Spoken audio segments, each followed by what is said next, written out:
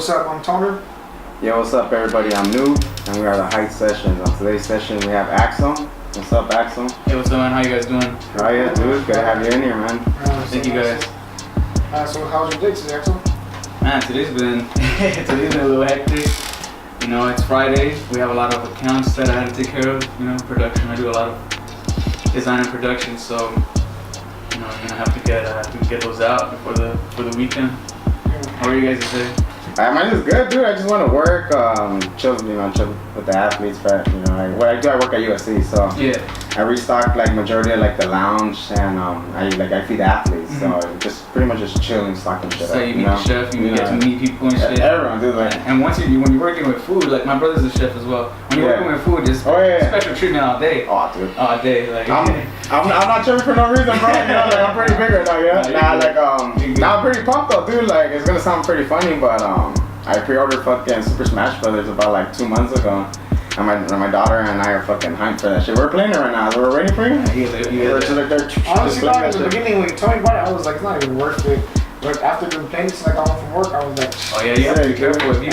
My girl doesn't allow me to have a game system at the house because she knows that if that's in, I'm locked out. I'm locked out. Yeah, that's exactly what I posted today on Instagram. I was like, if I thought I wasn't busy, I'm really not gonna be. Be busy. Yeah. I mean, I'm gonna be busy. My bad. Put me on Call of Duty or GTA. You don't see me. San Andreas was the shit, by the way. Oh, back in the day, San Andreas was the shit, bro. Yeah, dude. Yeah. How about you, Anthony? Talking about how was your day? It was pretty cool, you know. It was just like pretty much we cut phones today and shit, and fucking maintenance shit, you know, just watering rooms and shit. It was pretty cool though. Like another regular day type of shit. That is not a regular day, bro. Watching plants grow is not a regular day thing. Hey, honestly, dog, like I've been thinking about it. Like it'll be pretty cool to take a GoPro, you know, and just show like my day, like pretty much just driving to work, you know. Like I mean, I wish a GoPro could get my nervous gut feeling, like before I'm going in, like alright, dog, like I get busted right now. You know? Yeah, that's a good question. That's you know what I mean. And then I park and I go in, and I just bang, dog. You know, it's like I try my best, you know, even though like I'm sometimes a little nervous to be there and shit. Like I don't let that shit fuck with me, you know, like mentally and shit. Nah, you shouldn't. If you're gonna work like that, you might as well not even go in. You know what I mean? Yeah. Like you need to be 100%. Yeah, positive. Positive, or don't do it at all. Yeah, especially in $2. Weed's nothing bad, you know. Well, not to us, but to the law. I mean, it's still to them. They want to just fuck with whatever they can. You know, they just want to cut, and that's what they get. You know. But the fucked up part is that like they do shit like that, and they fuck with people that have lawyers. So then we go to court with them, and it's like, what's up, you know? Yeah. You know, it's like, hey, I'm not saying come get me, dog. I'm just fucking around, dog. Full legal facility, everything. You know what I mean? Yeah. Now, yeah, dogs. Honestly, I'm just blessed to be alive, dog, and I'm blessed to have a job. And the opportunities I was put in with, you know what I mean? It's like I'm grateful, dog. Perfect, dude. Yeah. So what's up, Axel? You want to let the listeners know a little bit about yourself and shit? Yeah, I mean, go ahead. You guys ask me questions. I'm here for you guys. You can start off. Where were you born, dude? I was actually born in El Monte. Yeah. And then I moved to Los Angeles before I was 5 or whatever. You know what I mean? So I'm Boyle Heights, the exact. Yeah. You know what I mean? So I've been here I've been here since I moved back, and I've never left. Well, never left. So never left. I'm still here. So yeah, I mean, I was born in El Monte. I was raised in Boyle Heights. The background's a little crazy because my father was import and outport in Mexico. He was in the business. Yeah. So we were always moving around, you know what I mean? So I even got to experience what it was to go to school in Mexico. Damn. And not a lot of people know that, you know what I mean? But Actually, I didn't know that. Yeah, so I knew the Pledge of Allegiance or whatever you know what I mean? That every morning, the green fucking uniform, all that. So what part of Mexico was this? This was Mexicali. Yeah, not that far from these states. Yeah, my mom's from Tecate, like around there. Yeah, I know where that's at. So right after my dad's business, or he left the business, we moved to Los Angeles and Boyle Heights, and that's where the journey started. You know what I mean? So. Damn, and like how would I'm gonna go back a little. How was it like living in Mexico, dude? Like Living in Mexico was pretty chill because my dad was he was well off over there, so it just felt like the United States at all times. Yeah. You know what I mean? It just everything was the same. And plus, when you're a kid, just that you guys ate better over there, you know? Yeah. Oh hell yeah! And when you're a kid, you don't even know what's good or bad or rich or poor. You just, I mean, you're asking me now, and I look back, it's the same thing as living in the States. But at the moment, it was never like it was weird or nothing like that. You know what I mean? Yeah, it was just home. Yeah, it was just home, and that's how it's going to be. Yeah, because I remember being like probably like 5 years old and going to Mexico, and like for some reason, like at that time, like I did speak Spanish, but my shit wasn't fluent, you know? Yeah. So when I was talking to them, they kind of understand me, but like either way, they kind of didn't understand me. We still like somehow like communicate with each other. You know, and then we played and all that. That's how honestly I found out about Dragon Ball Z over there. Yeah, I bet. Yeah. Over there was huge. It's never always been huge over there. But yeah, I mean, you have all those tunes. Positive living over there was fun, you know what I mean? But the negative was that I got used to speaking Spanish and reading Spanish. So when I came back, I had trouble reading and writing, you know what I mean? Like in English and shit? Yeah, so I remember, going to class and I was like, yo, I don't belong in this class. Like, yo, take me out of this class. I remember leaving the class like midway and I'm like, yo, I don't belong in this class. Like, I know I came from Mexico or whatever, but I'm not, like, I can speak English, you know what I mean? So they moved me and they adjusted everything. But that stunt a few things in my education system, you know what I mean? So other than that, I think everything was cool. Same thing happened with me when I was in kindergarten. Mm-hmm. They put me in like I think ESR or something, so it was just a Spanish speaking class. Yeah. And like I think I lasted like a month until I finally like the teacher paid attention, like, hey, this doesn't speak Spanish. Yeah, he doesn't speak Spanish. But my mother doesn't speak, like she doesn't speak no English, you know, like my father, like his transition was better, like he learned how to speak English to everything. My mom was just like, you know, she just knew how to work, you know, just like, alright, you know, okay, cool, you know, just enough to get by. So they had me in there for like a bit, they took me out and it was just like, it was a trip too, because I remember like the whole adjustment going into the other class and it was just like damn, like this is where I belong, you know, like, bro, 100%. Like what was I doing over there, you know, like nothing wrong with it, but it's just I wasn't fluent, dude. I'm not gonna lie, you know. And I've been in that same situation. It's crazy. I didn't even, you know what I mean? That's like when you're that young and you know you don't belong there. It's like crazy, you know.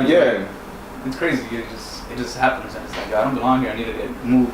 Nah, you do. But I just kept going until they moved me. I was like, nah, they moved me and. I think this was middle school, Hollenbeck, you know, 6th grade. Hollenbeck? Yeah, down the street. Yeah. So once I did that, and that was like my first taste of actually stepping up for myself in a way. You know what I mean? Like, yo, fuck this. I want what I want. Yeah. That's good, dude, especially at that age. Yeah, man. Yeah, well, It was probably like what, like 12, 11 or 12 probably. Yeah, right before my venture as a designer and like entrepreneurs happened. You know what I mean? Like. So it started off like in middle school? It started off middle school, yeah. It started off middle school, and it was, you know, these playing cards, Yu-Gi-Oh and things like that. I was a gamer, and I was so involved in cards and things like that, right? But then I started hanging out with a different crowd, you know what I mean? So then I was like, yo, you know what? I want to do this other stuff, which is graffiti. I started tagging, started, you know, doing bombs and shit like that, weed pasting, all this shit, you know, getting involved in all that.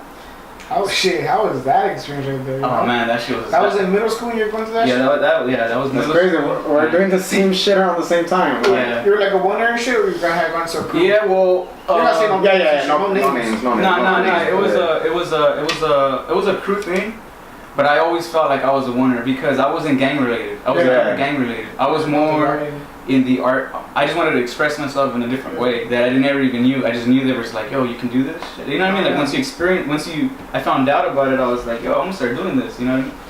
Actually getting involved, you know what I mean? Going on missions, racking shit, like, you know, things like that. But whatever, that's where the entrepreneurship started. When I started selling my Yu-Gi-Oh cards, I was like, what?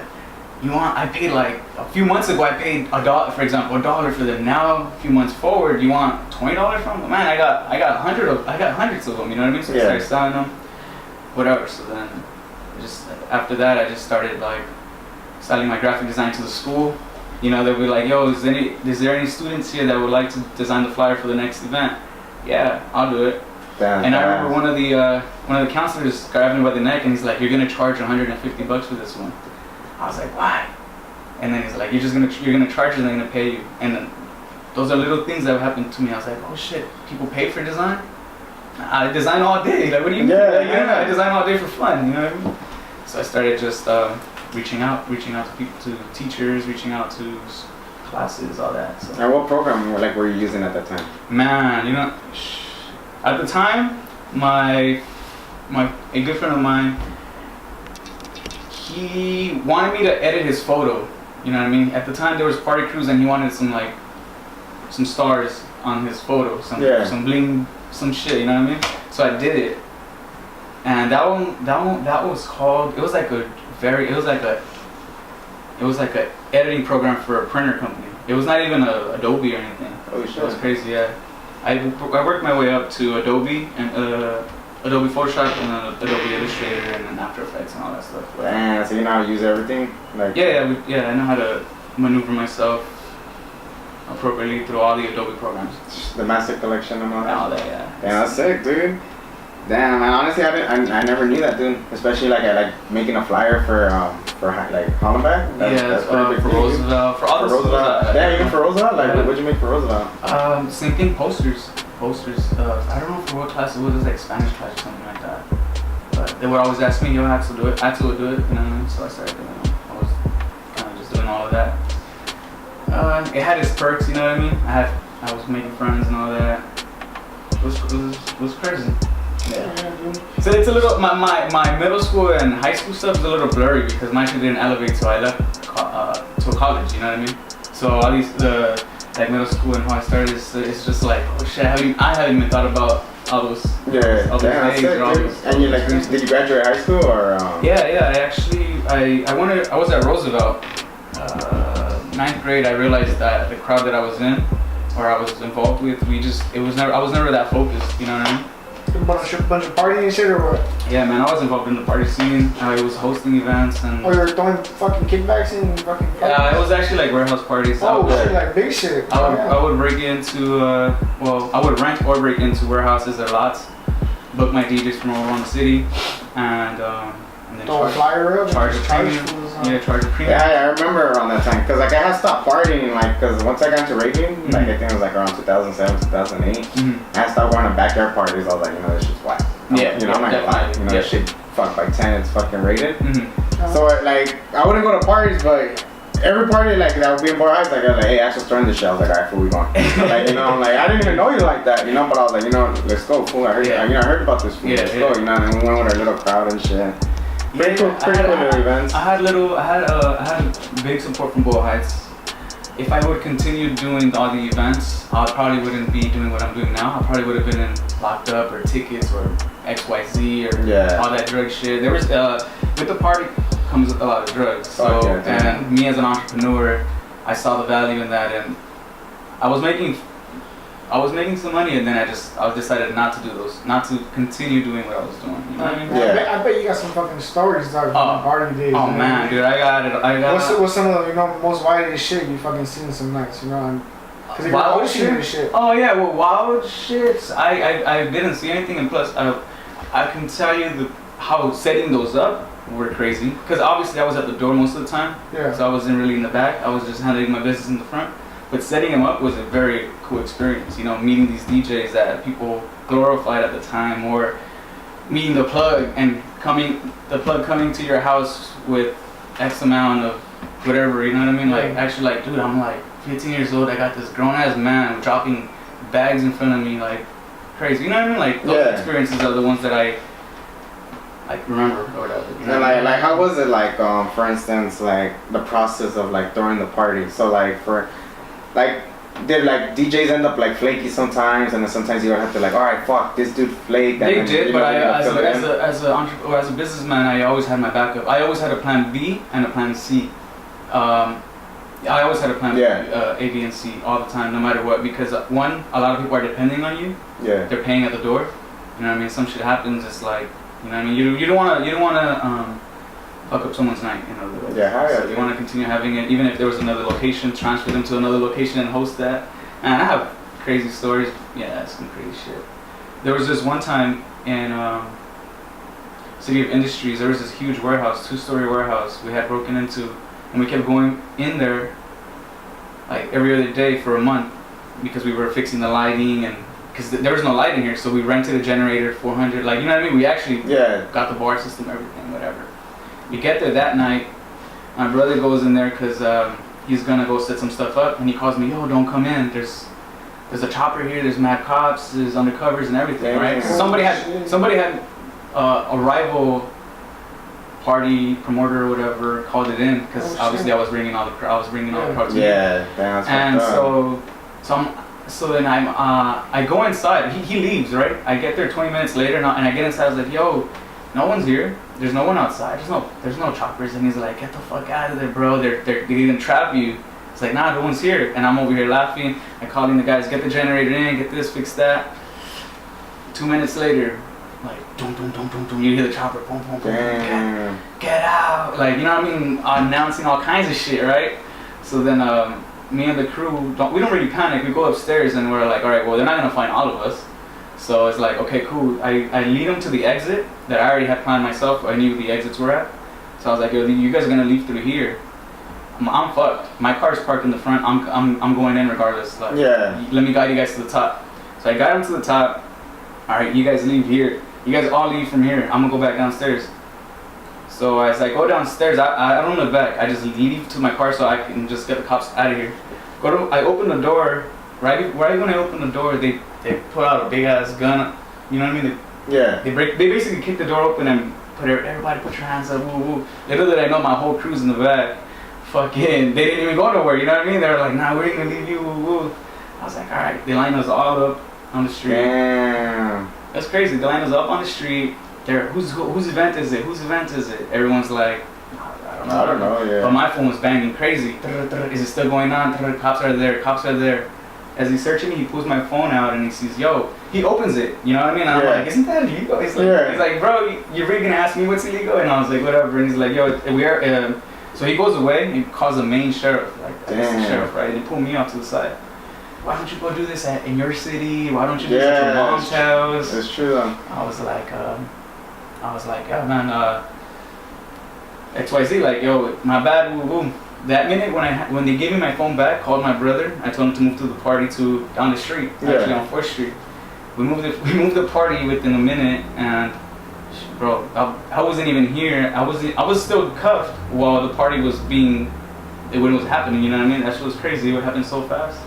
But this is crazy shit, bro. It's a lot of little. And like, did you end up getting like a fine? Oh no, I never got a fine at all. I never got a one single ticket. They mess with you and let you go or what? Yeah, I always had my plans accordingly, so that way when shit did happen, like for example, I would leave my house, leaving $1,500 under my pillow just in case I did get locked up, and my mom had to bail me out. Yeah. So I already had shit planned out. Yeah. Like, I would literally go online and be like, yo, what's the charge that I have if I break into this, do this, and do this? You know what I mean? I'll save that money, put it under the pillow, go do my thing, and I would come home every night. You know what I mean? Damn, you had a plan, dude. That's what I was telling you. Like, it's all about planning, and then you're supposed to be 100%. You have to feel it in your heart, like, yo, I'm gonna do this. Because if you don't feel it, then you're gonna half-ass it. You know what I mean? Like, you're not gonna do it right. Like, and then if you don't do it right, you just wasted your own time, the people's time that you're involved with.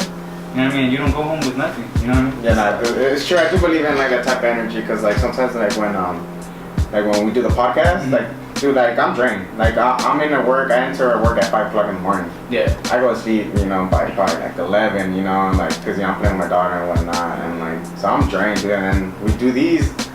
And when it's like an hour ahead, I was like, you know what, bro, you're going to snap that shit out. Take that shit out of your mind. Yeah, you gotta brush this shit off, like, get ready, get your mind right, start setting up, hitting this shit up, boom, I'm ready. And that's the mind of a hustler. I mean, that's why you're gonna continue doing this. Yeah. I mean, that's why it's gonna last. You know what I mean? Yeah. It's not just. There's a lot of people coming from Boyle Heights. Not even just Boyle Heights, in the community, like just neighbor communities. You know what I mean? So neighboring community. Yeah, that's what we're trying to do, dude. We're just trying to help out, like not just Boyle Heights.